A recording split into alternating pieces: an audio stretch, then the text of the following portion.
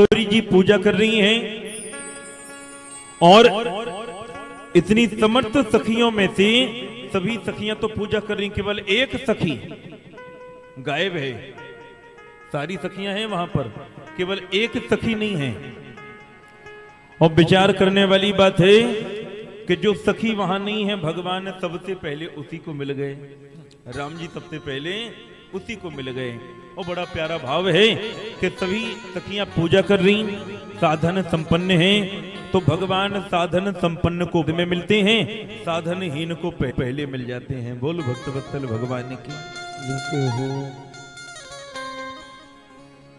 एक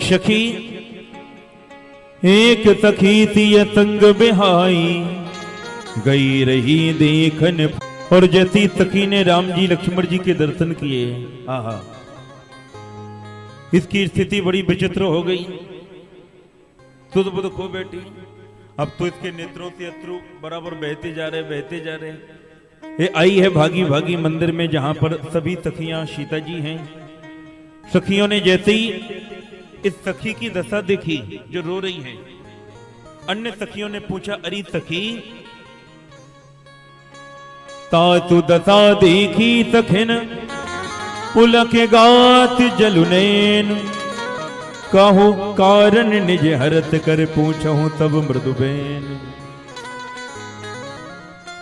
सभी सखियां उससे पूछ रही हैं जो रो रही। विचार करो, वो तो रो रही है और सब क्या कह रहे हैं, तुम इतनी प्रसन्न क्यों हो? क्योंकि दो प्रकार के अश्रु होते हैं, प्रसन्नता में और दुख में।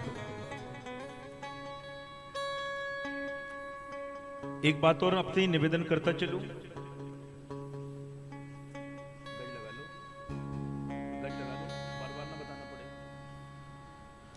एक सखी सी संग बिहाई। इतनी सारी सखियों में जो एक सखी अलग हो गई। सभी पूजा में हैं, थोड़ा सा ज्ञान, सभी पूजा में हैं, केवल एक सखी पूजा में नहीं है। और वो जो सखी पूजा में नहीं है उसको कोई साधारण नहीं, वो सखी कौन है? वो कोई और नहीं, वो स्वयं गौरी मैया है, स्वयं पार्वती जी हैं। बोलो भक्तवत्सल भगवान की जय हो, गौरी मैया की जय हो। ये कोई और नहीं है, पार्वती जी ही हैं। जब भगवान भोलेनाथ विवाह करने के लिए तैयार न थे, तो उस समय राम जी ने जाकर के शिव जी को समझाया। आपने सुना ना, दूसरे दिन की कथा में, ये बालकांड का 76वें नंबर का दोहा है। राम जी ने कहा था, अब विनती मम सुनहु शिव जो मो पर निजने, जाहि विवाह ही तैल जहिए मुहे मांगे हूं दे। शिव जी विवाह करो पार्वती जी के साथ में।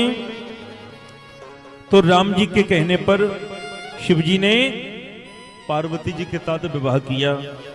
उसी समय पार्वती जी ने भी संकल्प ले लिया था कि जैसे राम जी ने हमें और भोलेनाथ को मिलाया, समय आने पर हम भी सीता जी और राम जी को मिलाएंगे। बोलो भक्तवत्सल भगवान।